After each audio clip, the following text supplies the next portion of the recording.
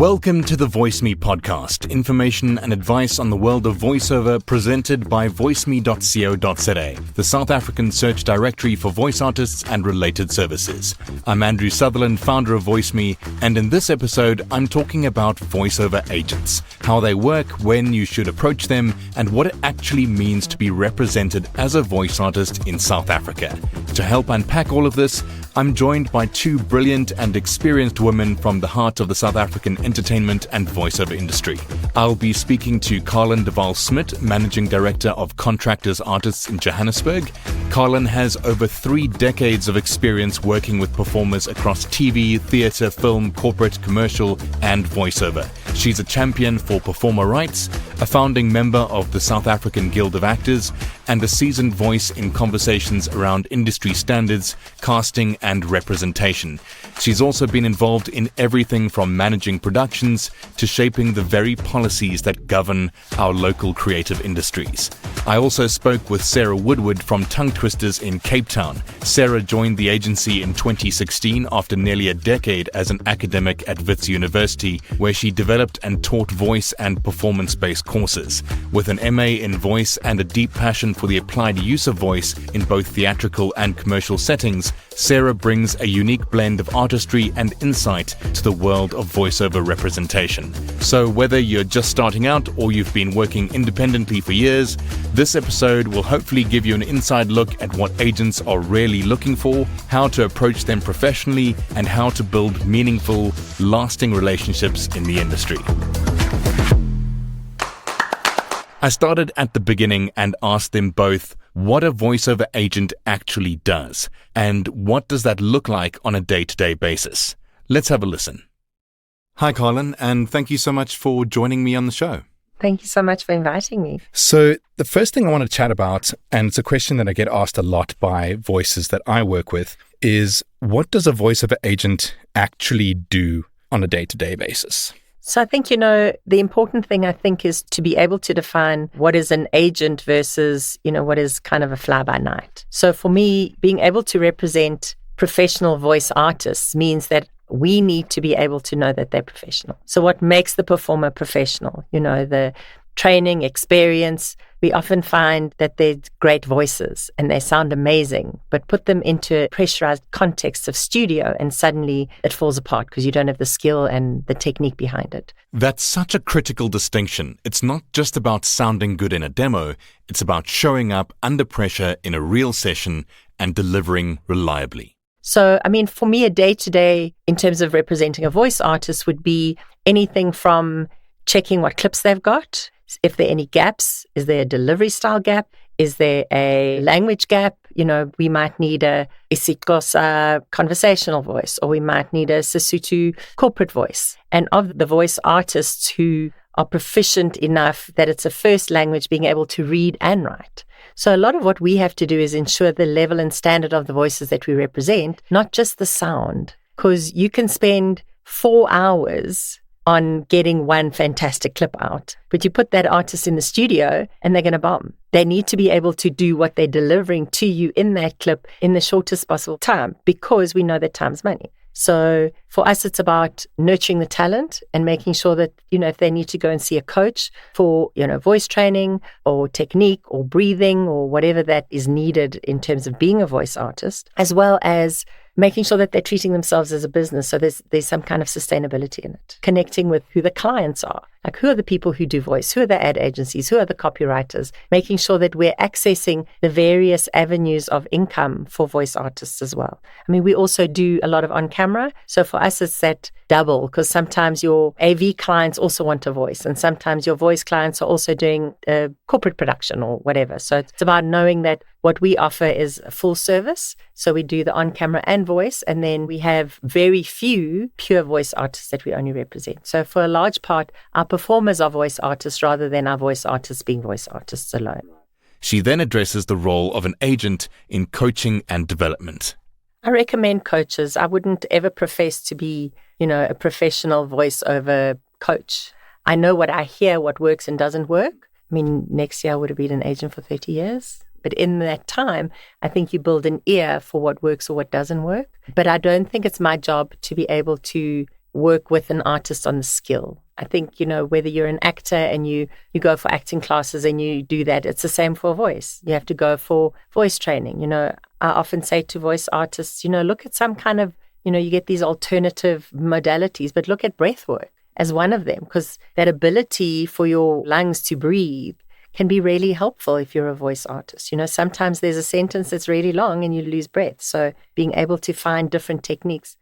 Sarah offers a relatable analogy comparing her role to managing a shop where voice artists are the stock and client service is paramount. Her emphasis on representing her entire stable of artists rather than just a select few provides an interesting contrast to a manager's more focused approach. So I came into this industry from a very different industry.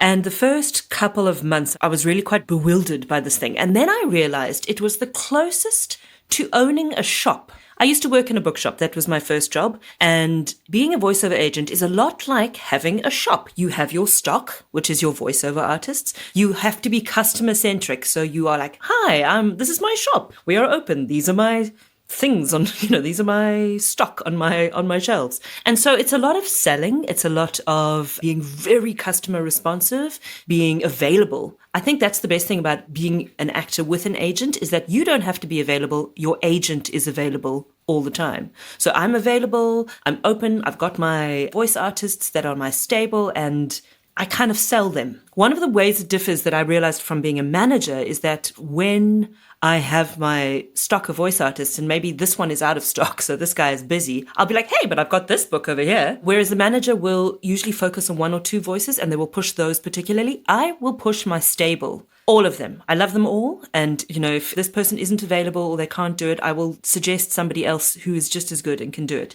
From the artist's perspective, that can be a little disorienting because you're like, well, what about me? And I'm like, I, of course, am very interested in your career and you, but also if you can't do it, I need to suggest somebody else. So that's kind of how I've figured it out. I love that comparison. Thinking of an agency like a shop helps reframe the relationship. Your demo is your packaging, and your job is to make yourself easy to sell. Next, we'll explore how Carlynn's approach to managing talent has evolved over her impressive 30-year career. Has your approach to managing talent changed in the 30 years you've been doing it? It's a very interesting question. I don't think the fundamental has changed because I think that we have a certain personality and culture to who we are as people within the business. It is a family business, so my sister Taryn and I are co-owners. My brother was a co-owner at the very beginning, and our sister, not related by blood, Zandi, is one of our business partners as well. Our culture is very much, it's about nurturing the talent. It's about being able to be there for the people. If artists don't feel safe, they don't feel comfortable, they don't feel heard, they don't feel nurtured, they can't be the best performers they can be. You don't want them to be afraid of their agent. You want them to be able to talk to their agent. And I have a box of tissues on my desk for that specific reason, because you need to be able to share what's happening. If you're not okay, there's no way you're going to go into that audition and crack it. So here we can at least talk about what that not okayness is, because, our office is everything there's confidential. So if we talk about it and you kind of like, okay, kind of got my head around it, the next audition you're going to do, it's not plaguing you. You're able to step outside and be in that moment and then get the work. Otherwise, you've got all these huge signs above your head going, I'm desperate or I'm unhappy or I'm depressed or whatever. So you almost become a therapist for your I did. For your roster of talent. I did study facilitation and counseling for 20-something years outside of the agency. And I think every agent should actually be a psychologist, because I think we deal with that not only with our artists, even with clients. Clients will phone in, they'll be absolutely irate and carrying on about something, and just being able to speak in a way, before you know it, the clients calm down, having a great conversation, we're able to sort out the problem and we can move on. That's exactly it. It's diffusing everyone, bringing everyone back onto the same page where everyone can win. Yeah. That's a great way of looking at it. And, we are the in-between. Our focus is our talent. That's where our loyalty lies. But if we're treating clients badly, our talent's not going to get the work. So we sit in that in-between space of facilitating both sides with the aim to get work for the performers. Sarah highlights how the COVID-19 pandemic unexpectedly boosted the voiceover industry and accelerated the adoption of remote recording. Her agency's proactive approach in facilitating remote setups demonstrates the adaptability required in this field. COVID was actually quite amazing for the voiceover industry. I agree. Where everybody else was kind of like flailing about and going, my jobs have stopped. We suddenly were getting inundated with requests because people were cutting old footage or getting old ads and revoicing them, or, making animations at home and voicing them because that was all you could do. So I remember when lockdown happened, just before, I was like, okay, guys, there's this podcast mic on Take a Lot. I know it's not great, but it's like 3,500 Rand. Whoever can get it, get it. And we were liaising with sound engineers from their homes to voice artists from their homes. And we were trying to do this like triangle of meeting up from the client to the sound engineer to the voice artist and making this like little triangle happen. And it was quite exciting. So I became a lot more adept at kind of going, right, the technical proficiencies. I got Adobe Audition. I was editing audio into the night for people. I also asked them both whether their agencies primarily focus on fielding calls from clients or emails versus proactively marketing and pitching their voices and their rosters to their clients. It's a combination of both. I think the one thing that, obviously we're there and receptive to whatever's coming in. We send a lot of suggestions out. We send a lot of pitches out. The tricky part for us is, in the advertising space, copywriters and bookers change so quickly and so often that they don't necessarily tell you that, so-and-so is not there anymore, there's somebody new there. So continually keeping in touch with whoever the people are that are booking and going, hi guys, listen, we have these 3 new voices, or, we've just got some new clips from this one. Also, when performers send a personal email to a client to say, hey, I've just recorded some new voices, have a listen. I also think the way in which the business is working in terms of voice has changed dramatically. So I'm not going to mention it, but AI is a thing. And, audiobooks ended up becoming a thing more recently than what it was. 10 years ago, we didn't really have audiobooks. So that's now something that has kind of come onto the radar, more kind of short internet type of voice rather than, the longer stuff. TV commercials are less than they used to be. So things have kind of shifted. And for me, it's about, you need to look at all aspects of it. How do you market in all the various areas? And obviously, having your artist's voice on a platform where people can listen to them. We also have a full searchable functionality on our website. So you can search by age, you can search by voice type, you can search by language, you can search by, whatever. So because we're quite well known, most of what we do is field calls and emails. I do a little bit of marketing, but I don't really have the time to do a lot because we do get the work in.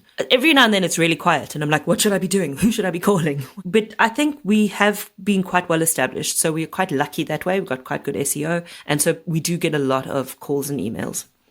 This is where your demo strategy as an artist really matters. The clearer and more targeted your reels are, the faster your agent can pitch you for the right work. Before we dive into this next part, I just want to say, if you're represented and not getting bookings, you're not alone. Now let's delve into some of the common misconceptions that artists hold about agents. So these are ones that I had because I started life out as a voiceover artist. So it's really useful to now know from the other side because I know how voice artists think. So one of them is that agents have control over what is being made.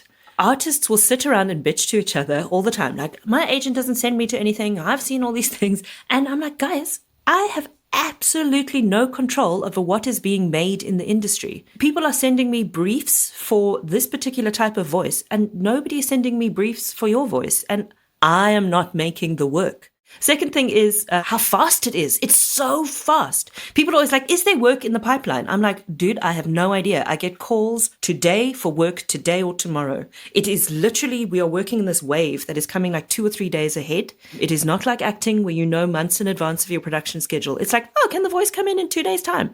Our months are blank in the future because it's like 1 week at a time. Voice is just got such a fast rollover. I used to be so irritated when I was a voice artist. I was like, oh my God, how can they be checking me for a voiceover tomorrow? Don't they know I work? And now I go, oh, okay. That's why, because I only found out today. That I can give them work. Because you've given me clips, I must now be able to give you work. And I don't only think it's voice. I think it's for all performers. understanding we're the facilitator and administrator. So it's our job how best we facilitate between all the parties.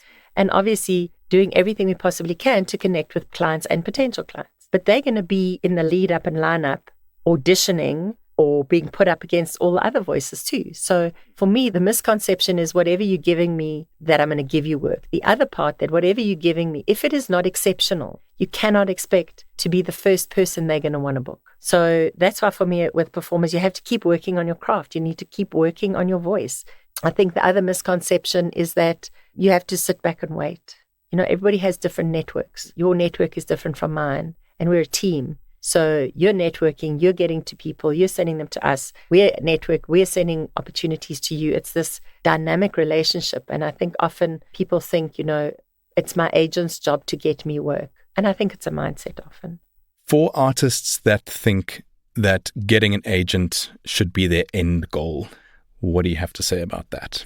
If you're going to sit around and wait for me to pick up the phone and think that just because you've got an agent, your world is sorted, I think it's a huge misconception, and you probably are going to drive yourself crazy by sitting on the couch waiting for the phone to ring. We can't guarantee that. So be dynamic. Know that you got to do your part too. Sometimes you might meet somebody in studio, connect with them, get their number. It may be a network. It may be they might know people. Go online, see who's out there. Connect with somebody on Instagram or TikTok or wherever, and who's out there, who's moving and grooving, who the different studios. Like, we don't have a chance to do all of that all of the time for everybody all the time, because you've got your network. So your algo is going to take you down a path, and ours is going to take us down a different path. So what happens if we come together and we go, yours has said this, mine said this. Oh, wow, okay, this could be quite a cool. Then we're working together. Let's be clear. Your agent is not a vending machine. You, as the artist, have to supply the talent, the training, and the timing. Your agent will amplify that. What determines which artists you recommend for a job, especially when time is tight? I think there are a couple of things. I think the clips we have to work with in order for the client to hear as specific as what they're looking for. So, for example, some of our voice artists have 20 clips, and we know that there are nuances of certain delivery styles. So, we'll have a conversational, but we'll have slightly faster paced conversational. We'll have a conversational that's various whatever. So we would then know that would be best suited. That's the one thing. And I think the other thing is knowing the people that deliver.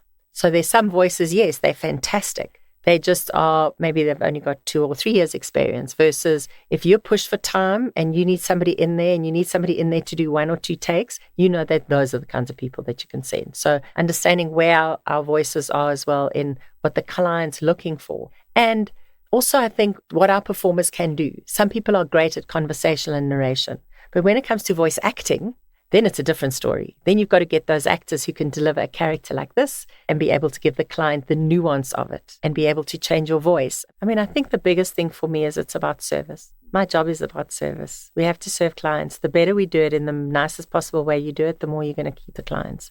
Also, people are going to come to you to say, I'm in a bind. I need your help now.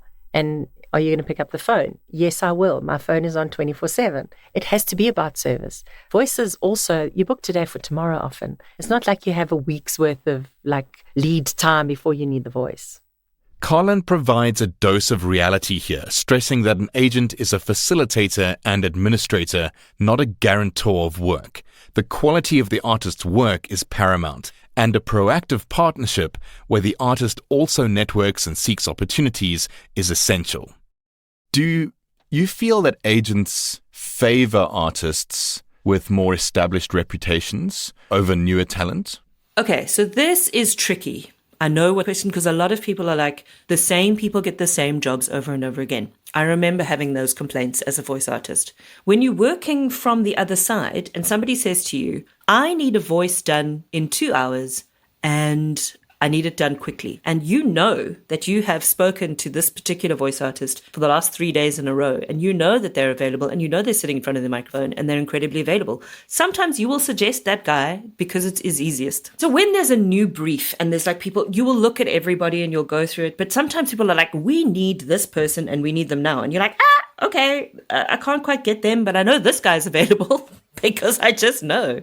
If you have told me you're unavailable more than 3 or 4 times in a row, I stop kind of asking, which is not great for you. So you've got to keep in communication as a voice artist. You've got to say, hey, I'm now available. Even if you haven't had a job for months. I've got some people who haven't worked for a long time, but they're still like, oh, I'm going away. I'm coming back. And I'm like, that's fantastic, because when I need you, I know where you are. Sometimes it helps to kind of remind your agent. I, as a voice artist, was terrified of talking to my agent, terrified I was going to bug them. From the other side, I'm like, what an idiotic thing to think. You can't be scared of your agent. That is completely counterintuitive towards getting any work. It's a partnership. You should be working together for both of your common goals. The artists want money and you take commission from the jobs that you provide. So it's in everyone's best interests to be in touch with each other and work together. I do understand some people's frustrations where they like often contact me and they're like, where's the work, where's the work, where's the work? And the work isn't with their particular demographic at the moment, or it's shifted because the industry goes in waves, and we can talk about that later. But some people's voices at the moment were maybe extremely popular 15, 20 years ago. They were the voice. And now nobody wants to use them just because of fashion. And I understand those frustrations. Let's shift gears a little. If you've ever wondered how to approach an agent, what to say, what to send, and what not to do, this next part is for you. There are a few things. Whenever we get an application or a submission, we have a look at what we have and we have a look at what we need. So for argument's sake, 30 to 35 white Afrikaans-speaking males. We might have a whole load of them. So that's what you're giving me. Unfortunately, we can't take on another somebody like that. If you're looking at maybe, a young black male, 20 to 25, absolutely. Let's see who's out there. Let's see who's got that. So it would be, where do we have a gap? The other thing would be, what is your background and training? So because we deal with professional actors who are voice artists, we seldom take on pure voice artists for voice artists' sake. There are specific voice agents who purely concentrate on voice. I think the other thing for us is how you approach us. Sometimes I get a WhatsApp going, hello, I don't know your number. I don't know who you are. You haven't introduced yourself. I'm not wasting my time, unfortunately. I have way more important things to do than to answer a WhatsApp that says hello. Ideally, short, well-structured email. Make it personal. I mean, often you get this, you see every agent CC'd on the email. I'm like, and I'm going to take you seriously because you say, we've got such a fantastic agency. Like, no. And then the other thing also is just give a short description. I'm so-and-so, this is where I'm from, there's a training experience that I've got, I live in wherever, and here are a couple of my clips. So we want to be able to hear what you can do right then and there. I'm available to come in and meet with you. Would you require me to send anything else, et cetera, et cetera. So from a voice side, I prefer to hear it there and then. On the acting side, if people have showreels, that's great. Otherwise, we actually send them scripts to self-tape and then send back to us before we're even willing to meet them. Because I don't want to waste their time and I don't want to waste our time. It's pointless coming in to meet you and I go, oh no, your clips are really not great. So sorry, nice to meet you, but no. This is a really sensitive issue because every time you meet anybody and you say I'm an agent, you can see a little light up behind their eyes going, maybe I can get on their books. But for us, we've got a section on our website called Join Us. It is long. It is text full. I made it particularly really long because I want people that can read. They see that I would like 2 demos at least on an email with a CV and they email that to me. Beautiful. I'm so grateful. But then I'm looking and I go, oh my gosh, it's somebody that is of a particular age and in a demographic category that I have a gazillion of. They are perfectly fine. There's nothing wrong with them, but I have 30 other women of that age. You know what I'm saying? So I can say maybe investigate the agent you want to join and look who they have and maybe identify a gap. Or if you're like, oh, they don't have any Portuguese speakers, I can speak Portuguese. Maybe I can sell that part of myself. Yeah, you need to fill a gap in the roster that the agent doesn't necessarily have. So when artists approach you, when they kind of email you out of the blue, especially if they haven't spoken to you before and asked, are you looking for new people? Do you actually listen to every demo that comes in? What makes you hit stop immediately? Or what makes you keep listening all the way through? Is there any signal that says this person's right, or this person's not ready? Absolutely. So because I have been working in voice since I was 18, and what I did at WITS was I taught voice studies and I taught a little radio course, but I was the voice teacher. And so my ear is quite well attuned to a voice that is trained and a voice that can read. I can hear both those things quite quickly. So I am listening for somebody who can sight read and sight read well. I'm listening for somebody who can manipulate their voice in the way that is appropriate to the text. So I'm listening for inflection and modulation and clarity and intention and resonance. And, I'm listening for all the voice factors that I know and understand. I'm listening for production values. Have you put effort into this, or have you just done this in your car with the wind blowing and it's and half the text I can't hear? I'm listening for that little je ne sais quoi of like, ooh, this voice makes me want to listen a little bit more. Ooh, that is quite hard to teach. It is the quality of listen to me. And it's a kind of a combination of a resonance quality and an understanding of the text and an understanding of the medium.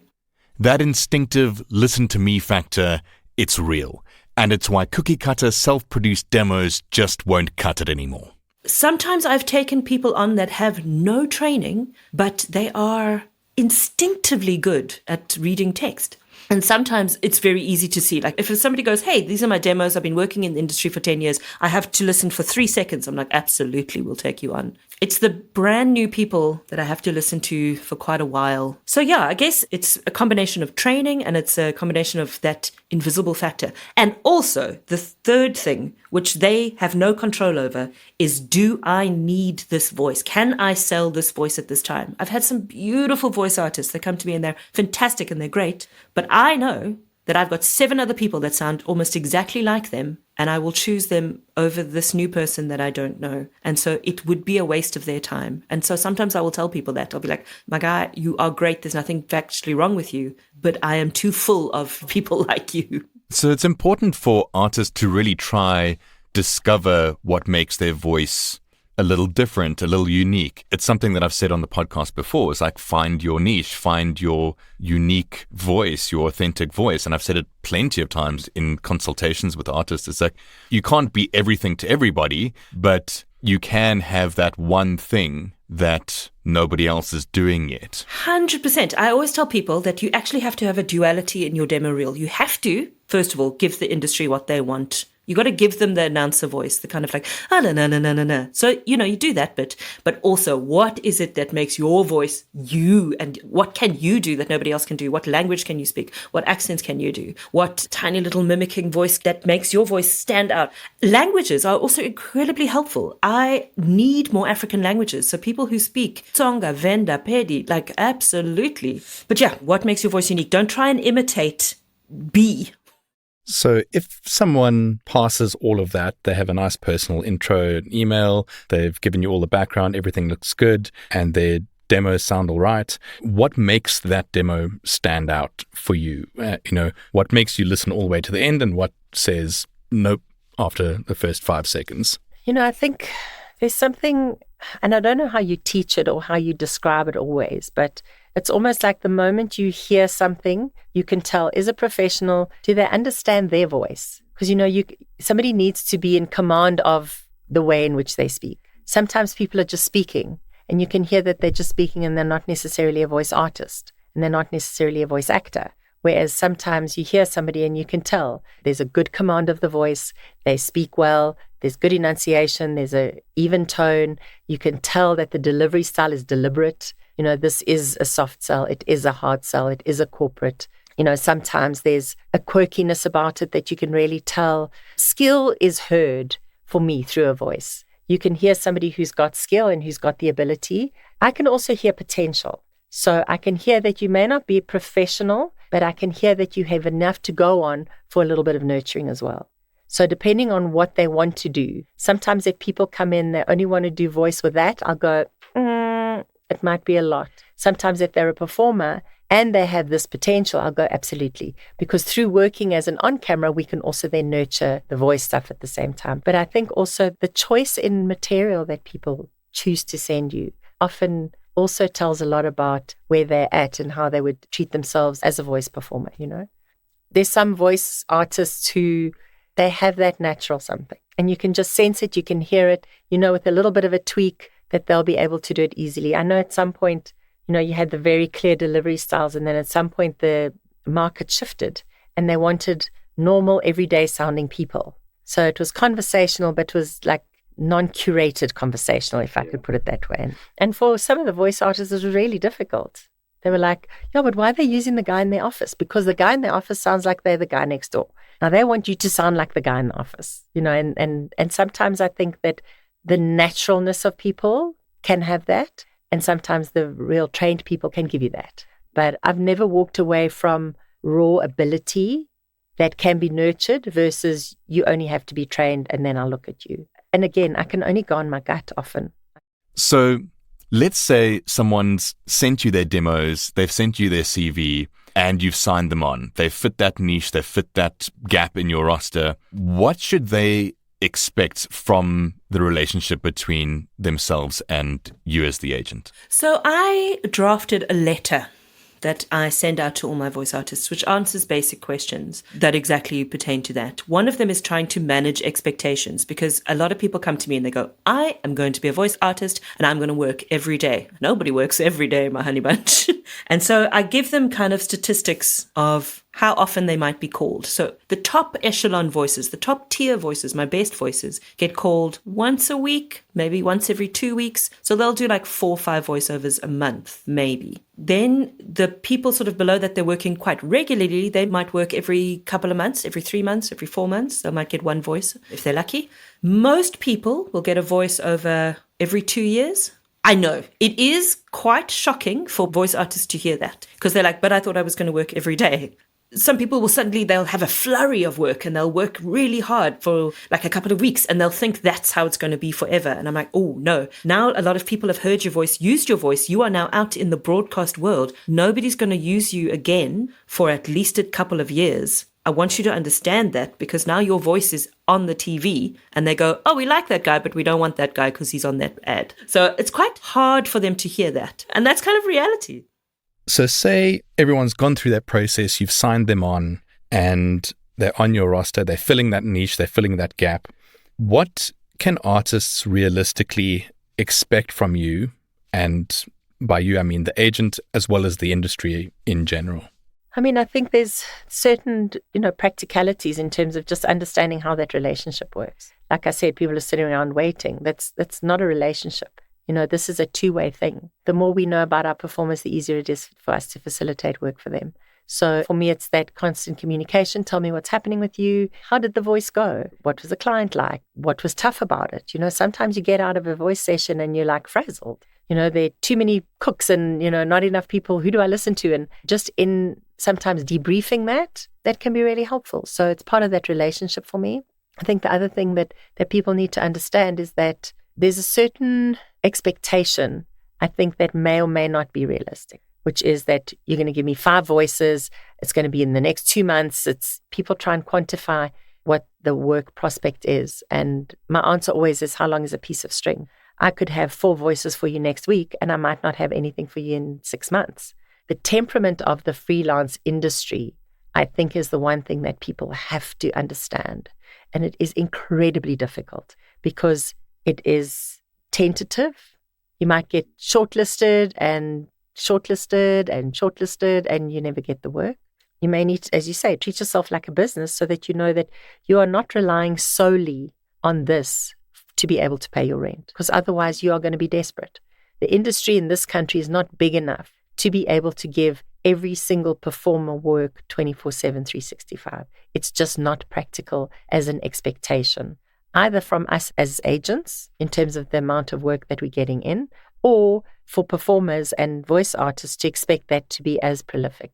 There's some voice artists in their prime, they do amazingly. And for a period of time, some of them can ride that wave for a very long time. And then upon a day, it doesn't happen anymore.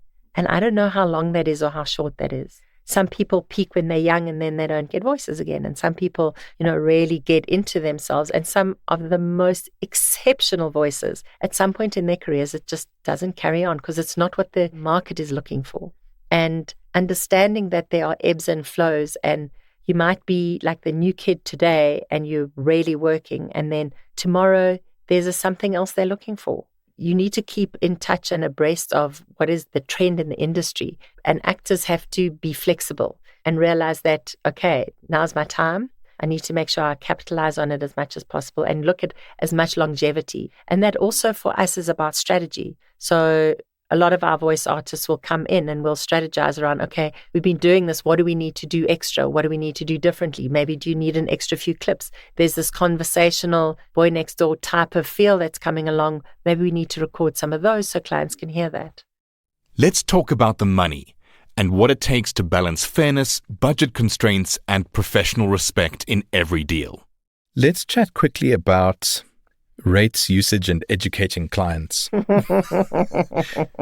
And obviously we know that agents are very involved in negotiating usage and quotes and rates and fair terms with clients. So how do you guys advocate for fair pay while also staying competitive in a very budget-sensitive market? I mean, I think this is, I don't want to go into policy and all that stuff, but for a few years, we haven't been able to set rates, specific rates, saying these are voice rates because of anti-competition law. So in December, the PMA, the Personal Managers Association, a body of agents, and SAGA, the Guild of Actors, got an exemption from competition law. That allows us now to be able to sit around the table with everybody around rates and terms, etc. So I think for the first time, it's going to give us the opportunity to actually actively sit with all the role players and go, what is reasonable? I mean, sometimes I look at the minimum guidelines and I'm like, this is unreasonable. Like trying to calculate it like that is just, there is no way clients have that kind of budget. And re-looking and rethinking, I think, is going to be really important. I think it ends up being looking at where the market is, looking at what the trends are, looking at the kind of use. I mean, for many years, we didn't even have a 1 month usage. Suddenly we need a 1 month usage because some people just like quick in and out and that's what they want. So adjusting to what the market is. I do think, however, that we have kind of been looking at rates in a vacuum. And I think that's what needs to open up now, given this opportunity. But previously, you'd kind of go, these are the rates and people would take them and, run with them and, ad agencies or whoever would tell their clients, these are the rates and people would go with it. But I do think having more input would be really helpful. And with this exemption that's been granted, the role players you were speaking of, that's obviously agents, it's ad agencies, it's production houses, it's potentially sound broadcasters, studios, everyone.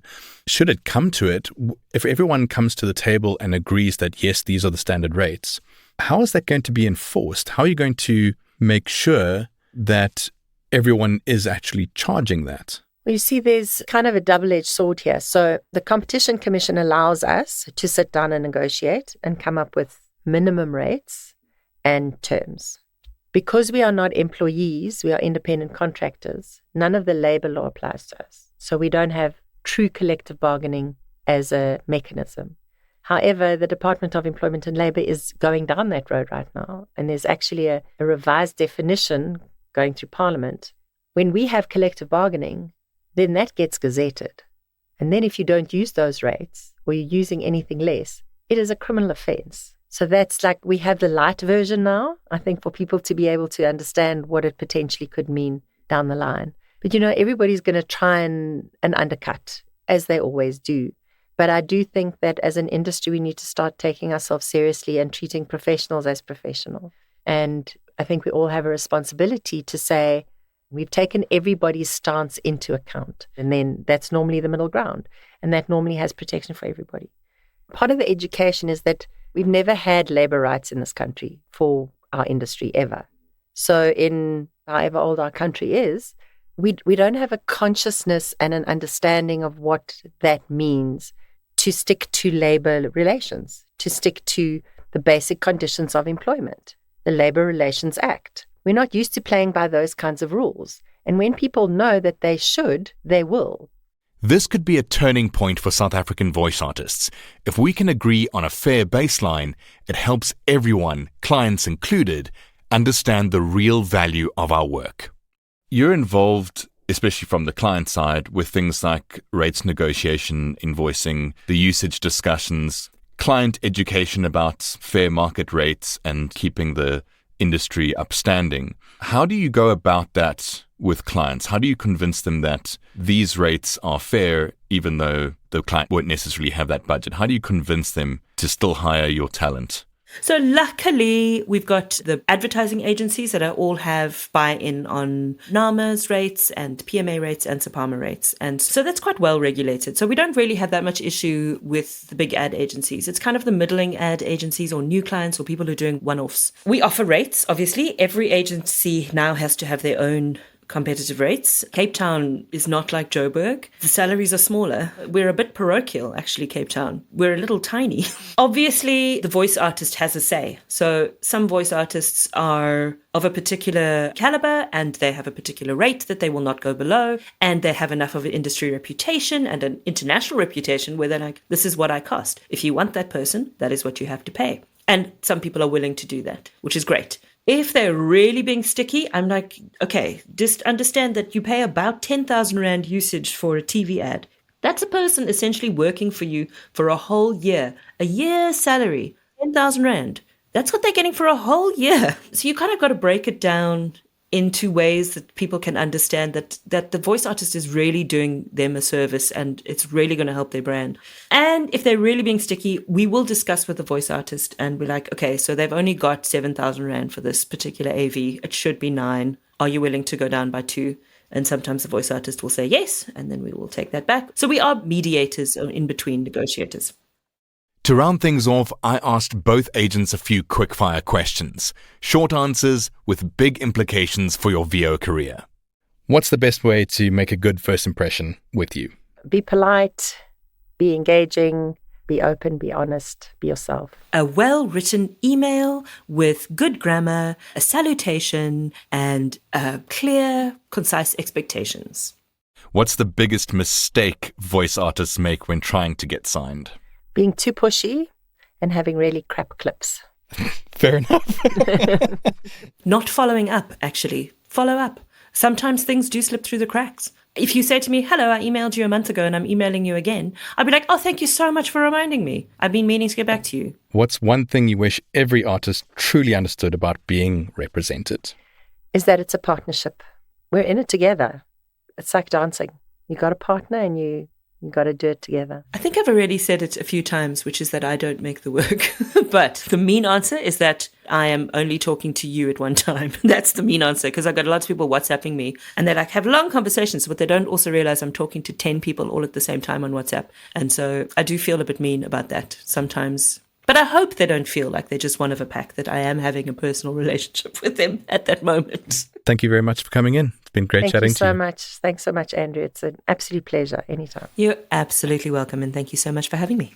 All right, so let's take a moment to wrap all this up, because we've covered a lot in this episode. Whether you're actively seeking an agent or just trying to understand what representation really means, there are a few core takeaways I want to leave you with. Number 1, agents are facilitators, not magicians. They don't create the work. They can't manufacture demand for your voice. But what they can do, and do brilliantly when the relationship is strong, is open doors, pitch you when the right brief lands, and protect your interests when the deals are on the table. Number 2, stay connected and stay current. If you vanish, don't respond, or stop updating your clips, you become invisible.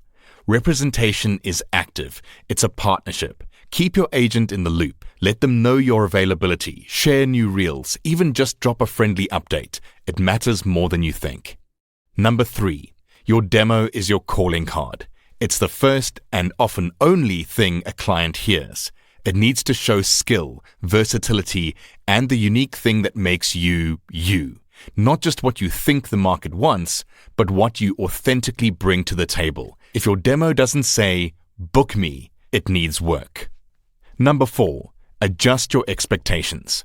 This industry works in waves. Some artists might get booked 5 times in a month, others once every few years. That's not a failure, it's the freelance reality. If you're banking on weekly jobs to cover your rent, you're building on unstable ground. Diversify, build income from multiple streams if you can, and keep developing your skills. That's the constant. And number 5, representation isn't the destination. Getting signed isn't the finish line. It's just another tool in your toolkit. Yes, the agent helps, but you are still your business. You're still responsible for marketing, networking, staying sharp, and taking initiative. So if you're out there waiting for your agent to make the magic happen, remember, the real magic happens when you both show up to do the work together. And that's all for this week's episode. A huge thank you again to Sarah Woodward from Tongue Twisters and Carlynn de Waal Smit from Contractors Artists for sharing their time, experience, and invaluable insights on the role of voiceover agents. If you've ever wondered whether you're ready to approach an agent or what they're really looking for, I hope this conversation gave you some clarity and maybe even the nudge to take that next step with confidence. If you have any questions, please feel free to reach out to me and my support team on support@voiceme.co.za. Leave a comment here or give me a call on 0861 VoiceMe, that's 0861 864 2363 if you're in South Africa. And to sign up for a VoiceMe profile, register from the homepage at voiceme.co.za.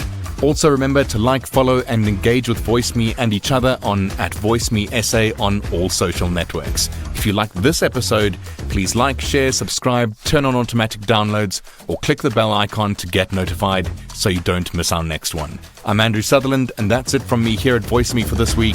Cheers for now.